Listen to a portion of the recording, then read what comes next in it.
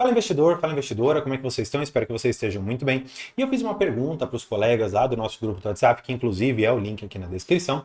Perguntei, gente, qual ativo vocês gostariam que eu fizesse um vídeo para os resultados trimestrais? E aí eu fiz ali a votação, Qualicorp ou Aeres, duas empresas que estão passando por momentos bastante complicados. Uma dando prejuízo e outra ali dando um certo lucro. E aí eu perguntei qual vocês querem. E a votação que ganhou foi a Qualicorp. Então, como quem manda no canal são vocês, eu trouxe aqui a Qualicorp para a gente dar uma olhada nos resultados do segundo trimestre de 2024.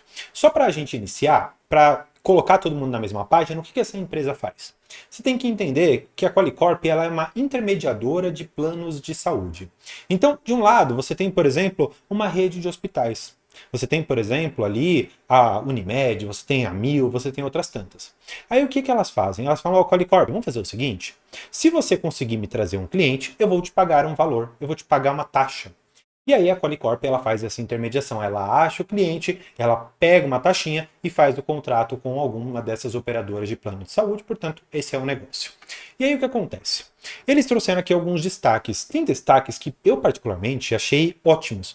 E eu não entendo por que o mercado está batendo tanto. Ou será que existem motivos? Bem, eu vou trazer isso aqui para vocês para facilitar. Vamos lá. Primeira coisa que eu acho que valeria a pena a gente tomar como ponto de partida.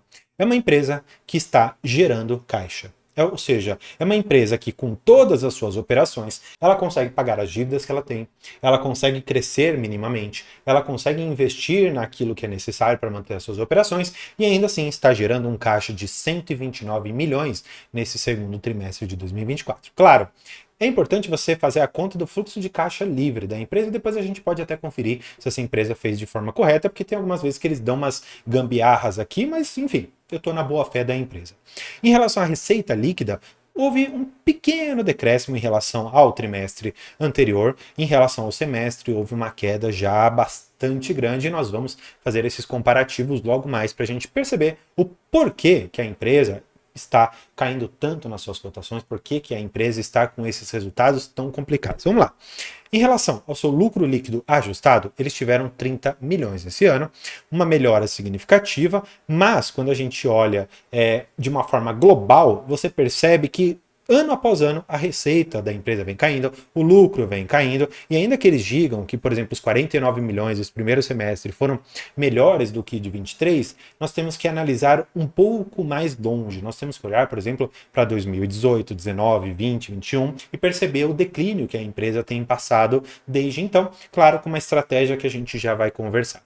Eles têm também a questão da dívida líquida, que não é nada que me assusta. Você vê aqui que está 1,48 vezes o seu EBITDA ajustado em relação a esse valor aqui no trimestre anterior. Eles têm uma disponibilidade de caixa de quase 800 milhões de reais. Então, como eu te falei, se eles têm esse caixa, é porque eles têm isso daqui positivo, ou seja, um fluxo de caixa positivo, o que é muito bom para a empresa, porque significa que por mais que os lucros dela estejam caindo, você ainda assim está gerando um caixa, não tão grande, robusto como já foi anteriormente, mas um caixa que está sendo minimamente suficiente, tá? Aqui, vamos dar uma olhada no porquê que a empresa tem caído tanto assim, tá bom?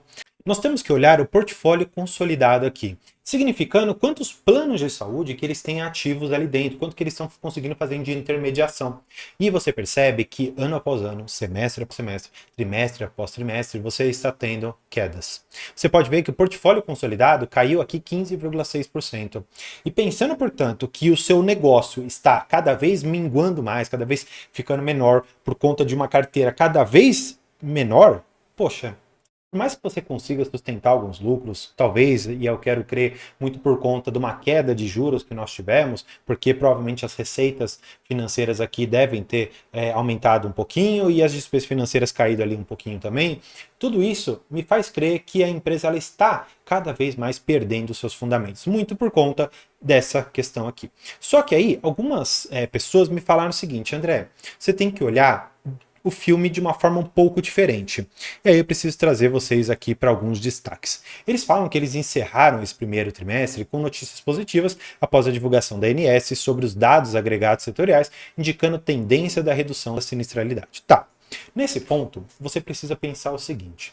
De quem que é o custo da sinistralidade? O custo da sinistralidade é da Amil, é da Unimed, é do plano de saúde ou é da intermediadora? Poxa, eu não sei exatamente quanto que a Qualicorp ela é impactada por isso. Então, não me parece que essa ideia, essa visão que eles estão passando vai impactar fortemente a Qualicorp. Então, vamos com um pouco de calma, tá bom? Eles trouxeram ainda que no trimestre eles tivemos que enfrentar adversidades oriundas de decisão de algumas operadoras pelo cancelamento unilateral da carteira, gerando impacto negativo em nossa base de clientes, nosso principal indicador operacional. Então, poxa, se eu falei que a base de clientes é o principal indicador operacional e como nós vimos aqui em cima, e a gente precisa voltar para dar uma olhada, o portfólio, que é a base de clientes deles, vem caindo aqui 15%, muito por conta, claro, daquele cancelamento.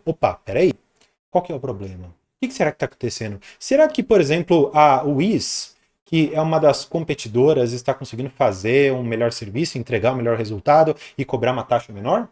Poxa, a gente sempre tem que olhar para os competidores do mercado e perceber se vale a pena ficar de um lado ou de outro. A Wiz, quando ela perdeu a Caixa como uma das suas principais fontes de intermediação de contratos de seguro, teve um grande problema. E agora, a Qualicorp, que perdeu um forte cliente.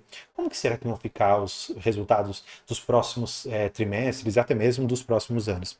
Claro, a empresa talvez esteja enxugando um pouco o seu portfólio e, baseado num portfólio novo, mas menor, ela vai conseguir entregar um lucro consistente e, de uma certa maneira, pode até mesmo pagar dividendos, considerando que ela tem um caixa grande e um endividamento bem baixo.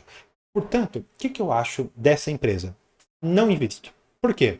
Porque eu não gosto do negócio dela. Para mim é muito simples. Ou eu gosto de estar na ponta como cliente, ou eu gosto de estar na ponta como prestador final. Eu não gosto de intermediação. Por quê? Porque eu fico muito na mão do cliente, fico muito na mão aqui do operador final, um plano de saúde, e eu aqui no meio fico ganhando uma taxinha tão pequena para me matar no negócio que não sei se é tão interessante assim. Portanto, eu não invisto. Claro, não estou falando que você não deve investir, tampouco estou recomendando que você compre, mas aqui é uma opinião bastante clara e assertiva do resultado da empresa e do futuro, do que eu consigo hoje vislumbrar dos resultados do Qualicorp. Espero que você tenha gostado do vídeo. Se você gostou, pode deixar aqui seu like, conhecer a nossa área de membros e eu vou deixar também um vídeo para você continuar seus estudos. Por hoje é isso. Muito obrigado e tchau!